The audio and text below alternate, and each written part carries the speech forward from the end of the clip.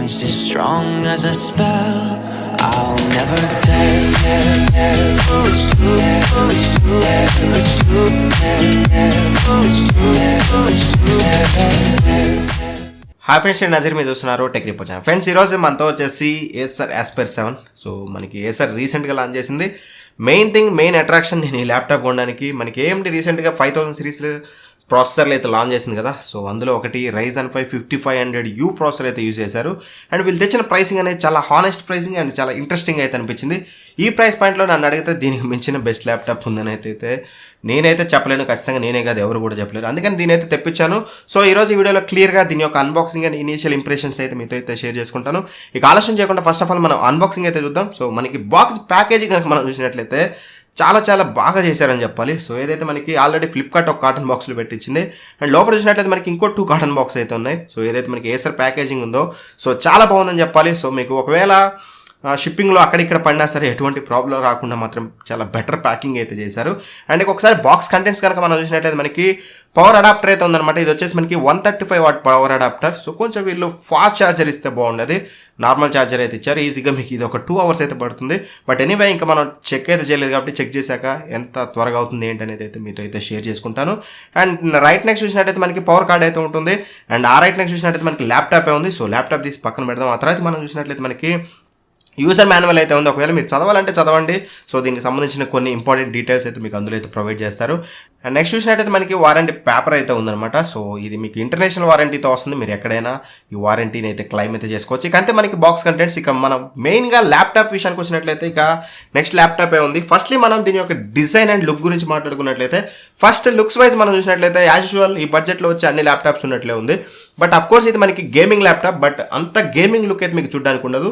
చాలా stylish look అయితే ఉంటుంది. ఐ మీన్ మీకు ఎవరైతే ఆఫీస్ యూస్ కానీ లేకపోతే స్లిమ్ ఫామ్ ఫ్యాక్టర్ ఉండే ల్యాప్టాప్స్ ఉంటాయో ఆ లుక్లో తీసుకొచ్చారు. గేమింగ్ లుక్లో అయితే ఎక్కువగా అయితే తీసుకురాలేదు. అండ్ ఓవరాల్గా లుక్ పరంగా పక్కన పెట్టినట్లయితే మీకు అండ్ డిజైన్ గురించి మాట్లాడుకున్నట్లయితే నాకు చాలా ఇంట్రెస్టింగ్ అనిపించింది. మీరు చూడొచ్చు విండ్స్ టోటల్ ల్యాప్టాప్ ఫుల్గా విండ్స్తో ఉందన్నమాట. బ్యాక్ సైడ్ మొత్తం కూడా మీకు ఎయిర్ విండ్ అయితే ఉంది. సో మీకు ఇక్కడ ఏదైతే లోపల కూలింగ్ సిస్టమ్ వాడారో వీళ్ళు కాపర్ పైప్ అయితే కనిపిస్తుంది మనకి లోపలిది. అండ్ అలానే మనకి బ్యాక్ సైడ్ కూడా ఎయిర్ విండ్ అయితే ఇచ్చారు. అండ్ రైట్ సైడ్ కూడా మనకి ఎయిర్ విండ్ అయితే ఇచ్చారు అనమాట. డిజైన్ పరంగా మాత్రం వీళ్ళు ఎస్పెషల్గా థర్మల్ మేనేజ్మెంట్ మీద ఎక్కువ కాన్సన్ట్రేట్ చేసినట్టయితే కనిపిస్తుంది. ఆబ్వియస్లీ మనకి గేమింగ్ ల్యాప్టాప్స్లో మెయిన్ ఇంపార్టెంట్ థింగ్ మనకి థర్మల్ మేనేజ్మెంట్ అనమాట. ఎక్కువగా హీట్ అయిందంటే మాత్రం మనకి CPU అనేది అయితే త్రోట్లు అయితే అవుతుంది కదా. సో వీళ్ళు ఎక్కువగా దాని మీద కాన్సన్ట్రేట్ చేసినట్లయితే మనకి డిజైన్ చూస్తే ఖచ్చితంగా అయితే చెప్పొచ్చు. అండ్ ఒకసారి బిల్డ్ క్వాలిటీ చూసినట్లయితే మనకి టోటల్ మనకి ప్లాస్టిక్ బిల్డ్తో వస్తుంది. ఈవెన్ దో మీకు ఇక్కడ కీబోర్డ్ దగ్గర కూడా మీకు ఇదంతా కూడా ప్లాస్టిక్ తోటే వస్తుంది. బట్ ఇనీషియల్గా సింపుల్గా ఒక థింగ్ అయితే చెప్పగలను. సో ఏదైతే వీళ్ళు ప్లాస్టిక్ యూజ్ చేశారో చాలా ప్రీమియం ప్లాస్టిక్ ఇది. సో మీకు అంత చీప్ ప్లాస్టిక్ ఫీలింగ్ అయితే రాదు. మీరు పట్టుకున్నా సరే చూసినా సరే చాలా స్ట్రాంగ్గా అయితే ఉంది. సో ఒకవేళ మీరు హింజ్ క్వాలిటీ చూసినా సరే మీకు చూడొచ్చు, మీకు సింగిల్ హ్యాండ్ తోటి అయితే రైస్ అయితే చేయొచ్చు. సో హింజ్ క్వాలిటీ బాగుంది. And one more thing, hinge చూసినట్లయితే మీకు చూడొచ్చు ఈజీగా ఒక చిన్న నోట్ ప్యాడ్ లాగా అయితే వస్తుందన్నమాట. సో హింజ్ క్వాలిటీ అయితే చాలా బాగుంది. అండ్ ఇక ఫ్లెక్స్ చూసినా సరే మీకు ఫ్లెక్స్లో కూడా ఎటువంటి ప్రాబ్లం లేదు. మీరు మరీ గట్టిగా అంటే ఏదైనా ఇరిగిపోద్దులేండి. అండ్ ఇట్లా అన్నా సరే మీకు ఈ ఫ్లెక్స్ మాత్రం మీకు అన్నిట్లో ఉన్నట్లే ఉంది. నేను రీసెంట్గా చూసిన కొన్ని ల్యాప్టాప్స్లో అయితే ఇంత ఫ్లెక్స్ అయితే లేదు. బట్ మీరు ఎక్కువగా ప్రెస్ చేశారంటే మాత్రం డిస్ప్లే అయితే ఖరాబ్ అవుతుంది. మీరు ఫ్లెక్స్ టెస్ట్ చేయడం కోసం ఓవర్ టెస్టింగ్ అయితే చేయమాకండి. ఎంత ఫ్లెక్స్ క్వాలిటీ బాగున్నా సరే ఖచ్చితంగా మీరు ఎక్కువగా ప్రెస్ చేశారంటే డిస్ప్లే అనేది అయితే బ్రేక్ అయితే అవుతుంది. ఒకసారి దీని యొక్క ఫిజికల్ ఓవర్ అయితే చూద్దాం. పోర్ట్స్ ఏమి ఇచ్చారు ఏంటి అనేది. మనం పోర్ట్ చూసినట్లయితే మనకి లెఫ్ట్ సైడ్ మనం చూడొచ్చు సెక్యూరిటీ లాక్ అయితే ఉంది. అండ్ అలాగే మనకి ల్యాన్ పోర్ట్ ఉంది, HDMI పోర్ట్ అయితే ఉంది. సో ఏదైతే ఈ HDMI పోర్ట్ ఉందో ఇది మనకి త్రూ గ్రాఫిక్ కార్డ్ వచ్చిందన్నమాట డైరెక్ట్గా. సో మీకు మదర్ బోర్డ్ నుంచి వచ్చింది అయితే కాదు. So through graphic card HDMI port ఇది ఒక మంచి విషయం. అండ్ అలాగే మనకి USB Type-C పోర్ట్ అయితే ఉంది. ఇది USB 3.0 అనమాట మనకి ఇది. సో ఇది ఒక మంచి విషయం అని చెప్పుకోవాలి. అండ్ మనకి USB 3.2 2 పోర్ట్స్ అయితే ఇచ్చారు. అది కూడా ఒక మంచి విషయం అని చెప్పుకోవాలి. అండ్ ఇందులో మీకు ఒకటి చెప్పాలి. సో మీరు ఇక్కడ సింబల్ చూసినట్లయితే ఇక్కడ చూడొచ్చు. సో లెఫ్ట్ సైడ్ వచ్చేసి మీకు సెకండ్ వన్ వచ్చేసి మీకు ఇది ల్యాప్టాప్ ఆఫ్లో ఉన్నా సరే మీరు ఆన్ చేయాల్సిన అవసరం లేదు. ఆఫ్లో ఉన్నా సరే మీరు మీ మొబైల్స్ని అయితే ఛార్జ్ చేసుకోవచ్చు ఈ పోర్ట్ ద్వారా, ఈ USB పోర్ట్ ద్వారా.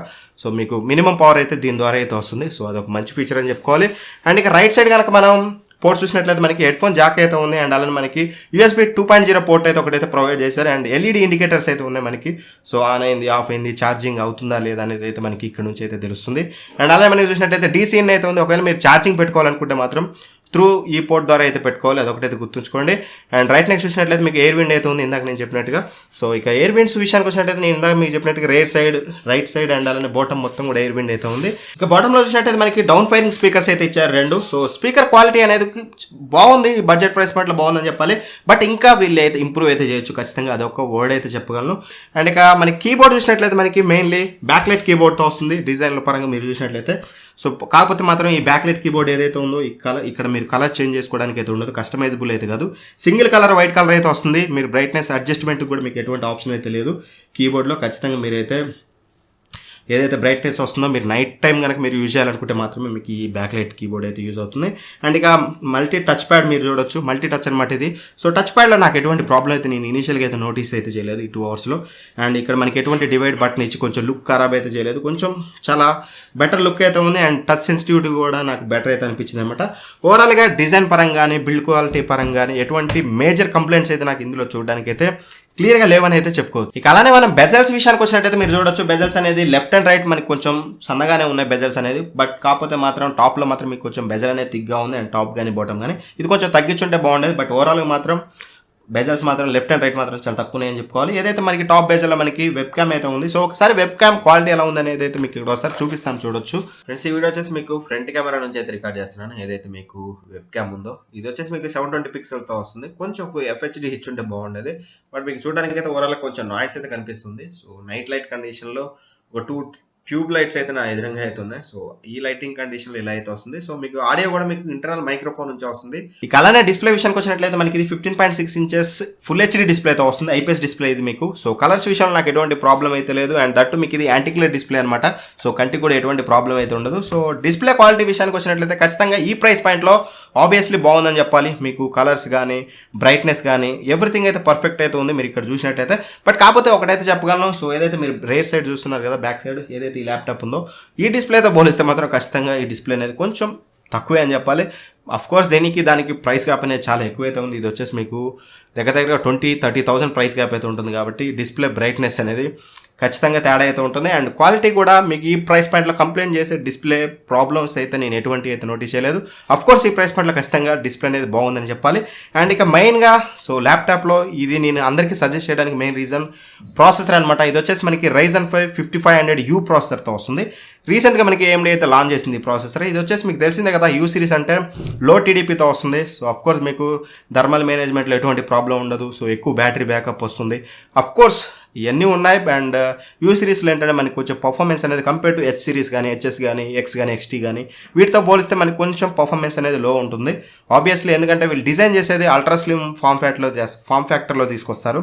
అంటే మీకు నోట్బుక్స్లో కానీ కొంచెం స్లిమ్గా ఉండే ల్యాప్టాప్స్లోకి యూజ్ చేయడానికి అయితే U సిరీస్ అయితే తీసుకొస్తారు. దట్ మీన్స్ మీకు H సిరీస్కి U సిరీస్కి మరీ హ్యూజ్ డిఫరెన్స్ అయితే ఉండదు. ఈజీగా మీకు ఒక 10-20% డిఫరెన్స్ అయితే ఉంటుంది. కానీ మరీ హ్యూజ్ డిఫరెన్స్ అయితే మరీ 50%గా డ్రాస్టికల్ డిఫరెన్స్ అయితే మీకు అయితే చూడడానికి అయితే ఉండదు. ఆబ్వియస్గా ఈ ప్రైస్ పాయింట్లో 5500U ప్రాసెసర్ అనేది తీసుకురావడం one of the best choice వీళ్ళు ఎంచుకుందని చెప్పాలి. అండ్ మెయిన్లీ ప్రైసింగ్ నెయిల్ చేశారని చెప్పాలి వీళ్ళు. 56,000 ప్రైస్లో ఖచ్చితంగా ఇది వన్ ఆఫ్ ది బెస్ట్ ప్రాసెసర్తో వస్తున్న ల్యాప్టాప్ అని చెప్పుకోవచ్చు. ఎందుకు అంత పిన్ చేసి చెప్తున్నా అంటే మీకు ఇదే ప్రాసెసర్ తోటి మీకు 51,000లో కూడా దొరుకుతున్నాయి. బట్ కాకపోతే అక్కడ మీకు గ్రాఫిక్ కార్డ్ అనేది ఎటువంటి డెడికేటెడ్ గ్రాఫిక్ కార్డ్ అయితే ఉండదు. సో దీంట్లో ఏదైతే ఇంటిగ్రేటెడ్ గ్రాఫిక్ కార్డ్ వస్తుందో అదే ఉంటుంది. బట్ ఇందులో కనుక మనం గ్రాఫిక్ కార్డ్ చూసినట్లయితే GTX 1650 గ్రాఫిక్ కార్డ్ అయితే యూజ్ చేశారు. సో మెయిన్లీ ఫోకస్ గేమ్స్ కదా ఈ ల్యాప్టాప్ వచ్చేసి. సో 1650 ఏదైతే గ్రాఫిక్ కార్డ్ ఉందో చాలా బెటర్ పర్ఫార్మెన్స్ అయితే ఇస్తుంది. బట్ ఎనీవే గేమింగ్ కానీ మీకు రెండరింగ్ టెస్ట్లు కానీ 4K వీడియో రెండర్ పెట్టి ఎంతసేపు అవుతుంది ఏంటి ఎవ్రీథింగ్ అనేది మీకు రివ్యూలో అయితే షేర్ చేసుకుంటాను. అండ్ అలానే మీకు ఇంటిగ్రేటెడ్ గ్రాఫిక్ కార్డు ఇందులో మనం చూసినట్టయితే 512MB ఇంటిగ్రేటెడ్ గ్రాఫిక్ కార్డ్తో వస్తుంది. ఇది వచ్చేసి మీకు Vega 7 గ్రాఫిక్స్తో వస్తుంది. అండ్ డెడికేటెడ్ చూసినట్లయితే మనకి 4GB DDR6 అయితే వస్తుంది అనమాట, GDDR6. సో ఓవరాల్గా మీకు గ్రాఫిక్స్ పరంగా కానీ ప్రాసెసర్ పరంగా కానీ ఎక్కడ ప్రాబ్లం అయితే లేదు. అండ్ ర్యామ్ చూసినట్లయితే మనకి 8GB ర్యామ్తో వస్తుంది. ఒకవేళ మీరు హెవీ ఎడిటింగ్ చేస్తారు, హెవీగా గేమ్స్ ఆడతారు అనుకుంటే మీరు 16GBకి అయితే వెళ్ళండి. ఒకవేళ ఇనీషియల్గా పెట్టుకోలేమనుకున్నా సరే మీకు ఎటువంటి ప్రాబ్లం లేదు. ఎక్స్పాండబుల్ ర్యామ్ స్లాట్ అయితే ఉంది. ఒకవేళ మీరు ఫర్దర్గా అయితే 32 GB వరకు అయితే మీరు ర్యామ్ని అయితే ఎక్స్పాండ్ అయితే చేసుకోవచ్చు. అండ్ 2 స్లాట్స్ ఉంటాయి. ఒకవేళ మీరు 32 GB వెళ్ళాలంటే మాత్రం ఉన్నది తీసేసి మీరు 216 GB అయితే వేసుకోవాలి. సో ర్యామ్ ఎంత స్పీడ్ యూజ్ చేశారనేది అయితే మనకి ఇక్కడైతే క్లియర్గా అయితే తెలియదు. నేను రివ్యూలో అయితే మీతో అయితే షేర్ చేసుకుంటాను. మోస్ట్లీ 3200 MHz అయితే యూజ్ చేశారని అయితే అనుకుంటున్నాను. బట్ ఒకవేళ ఏది యూజ్ చేశారనేది మీకు విత్ ప్రూఫ్స్ మీకు రివ్యూలో అయితే షేర్ చేసుకుంటాను. ఇక స్టోరేజ్ విషయానికి వచ్చినట్లయితే మనకి ఇది 512 GB SSDతో వస్తుంది.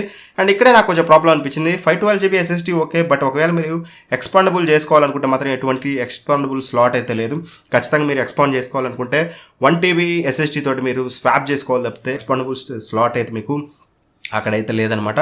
సో అదొకటైతే నోటీస్ చేయగలరు. ఒకవేళ మీకు ఎక్కువ కావాలనుకుంటే మాత్రం ఆబ్వియస్లీ మీరు ఇంకో ఆప్షన్ అయితే చూసుకోండి, లేదంటే 1 TB SSD తోటి స్వాప్ అయితే చేసుకోండి. ఇక అలానే బ్యాటరీ విషయానికి వచ్చినట్లయితే మనకి 48 Wh బ్యాటరీ తీసుకొచ్చారు, 3 సెల్ బ్యాటరీ అనేది. సో వీళ్ళు బ్యాటరీ బ్యాకప్ కనుక వీళ్ళు క్లైమ్ చేసి చూసినట్లయితే మనకి వీళ్ళు 10 hours అయితే క్లైమ్ చేస్తున్నారు. ఆబ్వియస్లీ 10 hours అయితే రాదు, మీకు మోస్ట్లీ 5 hours వస్తాయి, చాలా ఎక్కువ అని చెప్పాలి. బట్ ఎనీవే నేను టెస్ట్ చేశాక అయితే మీకు చెప్తాను ఎడిటింగ్ చేసేటప్పుడు ఎంత మీకు బ్యాటరీ బ్యాకప్ వస్తుంది, ఒకవేళ గేమ్స్ ఆడితే ఎంత బ్యాటరీ బ్యాకప్ వస్తుంది, లేదంటే మల్టీ టాస్కింగ్ కానీ లేదంటే నార్మల్గా వీడియో చూసేటప్పుడు మీకు ఎంత బ్యాటరీ బ్యాకప్ వస్తుంది అనేది క్లియర్గా రివ్యూలో అయితే మీకు షేర్ చేసుకుంటాను. వన్ థింగ్ అయితే చెప్పగలను, ఎందుకంటే మీకు యూ సిరీస్ ప్రాసెసర్లు అనేది మోస్ట్ ఆఫ్ దెమ్ మోస్ట్లీ మనకి బెటర్ బ్యాటరీ బ్యాకప్ అయితే ఇస్తాయి కంపేర్ టు మీకు హెచ్ సిరీస్ అంటే ఏంటంటే మీకు 45 వాట్ అయితే ఉంటుంది కదా. సో మీకు ఎక్కువ పవర్ కన్సంప్షన్ ఉంటుంది, ఖచ్చితంగా మీకు అక్కడ బ్యాటరీ బ్యాకప్ అనేది తక్కువ ఉంటుంది. అఫ్కోర్స్ పర్ఫార్మెన్స్ అక్కడ ఎక్కువ ఉంటుంది లేండి కంపేర్ టు యూ సిరీస్. మీకు హెచ్ సిరీస్ కొంచెం పర్ఫార్మెన్స్ బాగుంటుంది. బట్ ఓవరాల్గా మాత్రం మీరు ఒకవేళ 55,000లో మీ స్ట్రిక్ట్ బడ్జెట్ 55,000 అనుకుంటే మాత్రం నేను రివ్యూ చేయకపోయినా సరే నేను క్లియర్గా ఇక్కడైతే మీకు సజెస్ట్ చేయగలను.